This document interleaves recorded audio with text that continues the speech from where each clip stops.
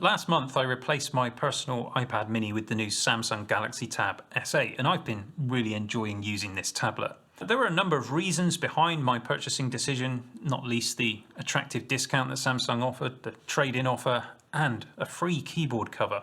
I've been thinking about having a Samsung tablet again ever since I saw the S7 in a store, and I thought the screen looked absolutely fantastic. And they had it set up with the keyboard that has the trackpad on it, and I played around with Samsung's DeX feature and I was really impressed. So when the S8 came out and Samsung were offering a free slim keyboard cover, I thought I'd take the plunge. I couldn't actually find any information about the keyboard cover at the time of purchase, so I kind of assumed that it would be the same as what I saw on the S7, but as it turns out, not so much.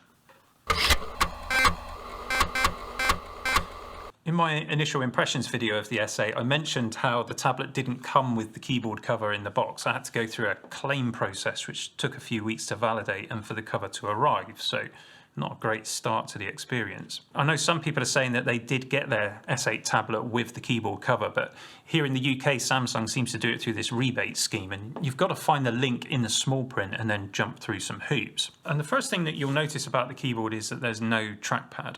The version that I saw on the S7 had a detachable keyboard with a trackpad, and then there was a magnetic back cover with a kickstand. And so that enables you to set the angle of the tablet. This slim keyboard cover doesn't have any of those features. It attaches magnetically to the back of the tablet, and then when you open it you have to then separately attach it to the keyboard. But this means that there is only one position. And because of this approach as well, you've got no room left for a trackpad. There is a space within the hinge with a magnet to keep your S Pen safe, although of course it doesn't charge in that position. In my previous video I did venture the opinion that the Samsung Pen was less likely to fall off than the iPad Pencil because of this unique position on the back of the tablet, but it falls off just as much, if not more actually. It's really easy to knock the pen off. With the other keyboard case that I referred to, the pen is actually covered and the top part of the case can fold back to reveal the pen, and it just keeps it safe, and I think that should have been done on this case as well. The magnetic attachment to the keyboard is quite strong, but the attachment between the cover and the back of the tab is very weak.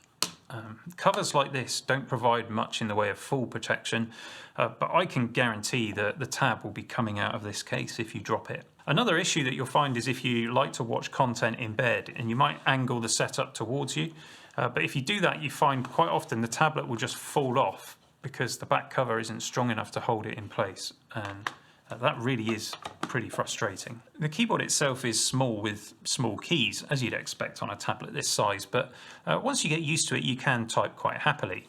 I think the key travel is pretty nice, it's a decent enough experience, although I reckon Samsung could have slightly reduced the gap between the keys to get larger keycaps, and that would have improved the overall typing experience. A big frustration for me is the US style enter key.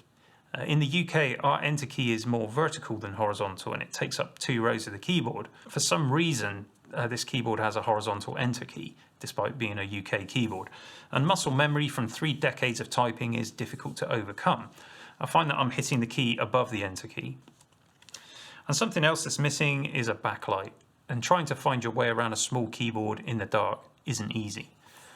So I think that this is a mediocre product at best, and I'm left pretty disappointed by the experience. True, it did come free, but it was one of the reasons for making the purchase in the first place. And that keyboard cover that I saw in the shop with the S7 tablet is in fact compatible with the S8, so maybe I need to consider getting one of those, though I'm not sure I want to give Samsung another £220 for the privilege. Honestly, I don't think I can recommend this cover. The keyboard is okay. But the lack of tablet positioning, these weak magnets, no backlighting, no trackpad, make it pretty unappealing, unless you're getting it free of charge, of course. That's it for this video. Please support the channel with a sub, a like, a comment or a share, and we'll see you soon for some more geekery.